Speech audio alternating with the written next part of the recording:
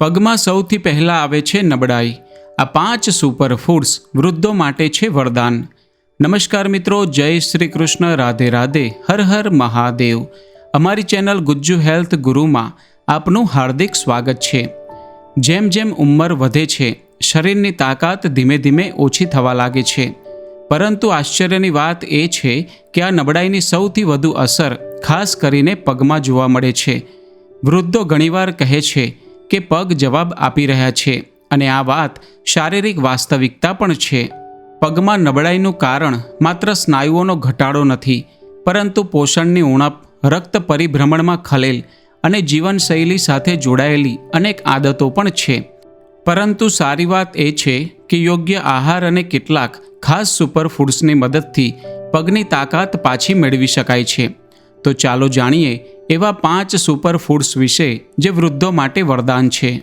મિત્રો, વિડીયોમાં આગળ વધતા પહેલાં હે માતા લક્ષ્મી, તમારી પાસે હાથ જોડીને વિનંતી છે કે આ વિડીયોને જે કોઈ લાઈક કરીને કોમેન્ટમાં સાચા મનથી જય માં લક્ષ્મી લખે, તેમના જીવનમાં ક્યારેય દુઃખ અને દર્દ ન આવે અને તેમનું સ્વાસ્થ્ય હંમેશા નિરોગી રહે.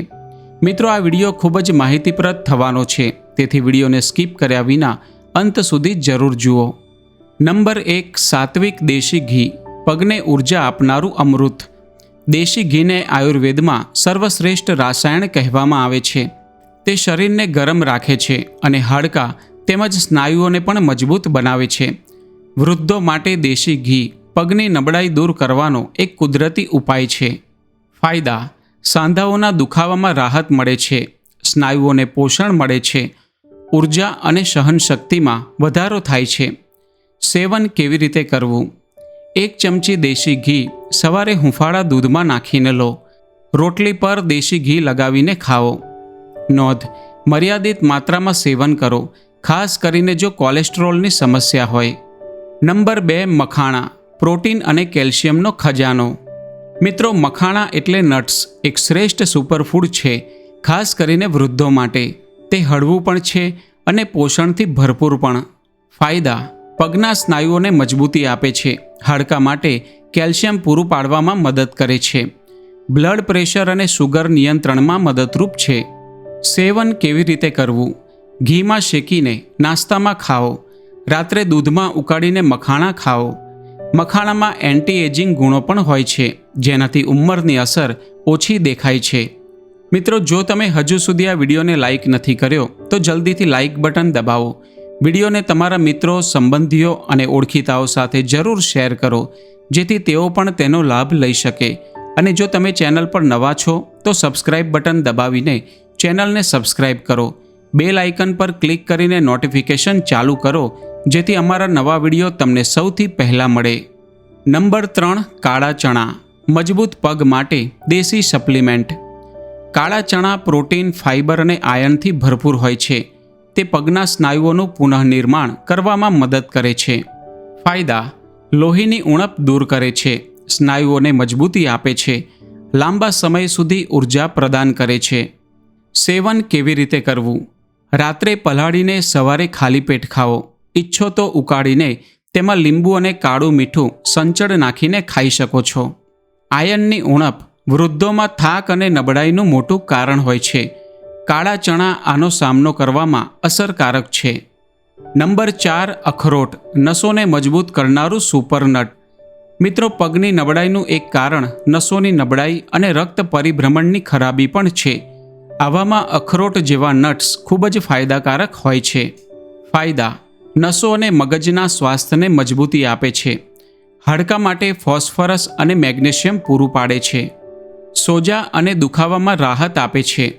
સેવન કેવી રીતે કરવું? 2 થી 3 અખરોટ રોજ સવારે પલાળીને ખાઓ. દૂધ કે દલિયામાં નાખીને સેવન કરો. અખરોટમાં ઓમેગા 3 ફેટી એસિડ હોય છે, જે વૃદ્ધો માટે ખૂબ જ જરૂરી છે. નંબર 5, દૂધ અને હળદર, સંજીવનીનું કામ કરનારું મિશ્રણ. મિત્રો, દૂધ અને હળદરનું મિશ્રણ માત્ર રોગપ્રતિકારક શક્તિ વધારે છે એટલું જ નહીં, પણ પગના હાડકાં અને સ્નાયુઓ માટે પણ અમૃત સમાન છે. ફાયદા: હાડકાંને કેલ્શિયમ અને પ્રોટીન આપે છે, સોજામાં રાહત આપે છે, ઊંઘને સુધારે છે, જેથી રિકવરી ઝડપથી થાય. સેવન કેવી રીતે કરવું? રાત્રે સૂતા પહેલાં 1 ગ્લાસ હૂંફાળું દૂધ લો અને તેમાં અડધી ચમચી હળદર નાખી પી જાઓ. ઈચ્છો તો તેમાં 1 ચપટી કાળા મરી નાખી શકો, જેથી હળદર વધુ સારી રીતે શોષાય. આ મિશ્રણ વૃદ્ધોની ઊંઘ, પાચન અને શારીરિક ઉર્જા ત્રણેયને સુધારે છે. મિત્રો, હવે જાણીએ કે વૃદ્ધોના પગમાં નબળાઈ કેમ આવે છે. પગની નબળાઈનું મુખ્ય કારણ છે સ્નાયુઓનો ક્ષય, એટલે કે મસલ લોસ, જેને તબીબી ભાષામાં સાર્કોપેનિયા કહેવામાં આવે છે. ઉંમર વધવાની સાથે શરીરમાં પ્રોટીનનું શોષણ ઓછું થાય છે, જેનાથી સ્નાયુઓ સંકોચાવા લાગે છે. આ ઉપરાંત નીચેના કારણો પણ પગની તાકાતને અસર કરે છે. વિટામિન ડી અને કેલ્શિયમની ઉણપ, રક્ત પરિભ્રમણની ખરાબી, સતત બેસી રહેવું અને શારીરિક પ્રવૃત્તિનો અભાવ, નસોની નબળાઈ કે ન્યુરોલોજિકલ સમસ્યાઓ. હવે સવાલ એ ઊભો થાય છે કે શું ફક્ત સુપર ફૂડ્સથી નબળાઈ દૂર થશે? ચાલો જાણીએ. મિત્રો, સુપર ફૂડ્સ શરીરને અંદરથી મજબૂત કરવામાં મદદ કરે છે, પરંતુ ફક્ત ખોરાકથી જ પગની તાકાત પાછી નથી આવતી. આ માટે જરૂરી છે એક સર્વગ્રાહી અભિગમ, જેમ કે નંબર 1, હળવી કસરત કરો. ચાલવું, સ્ટ્રેચિંગ અને યોગ જેવી હળવી કસરતો સ્નાયુઓને સક્રિય રાખે છે.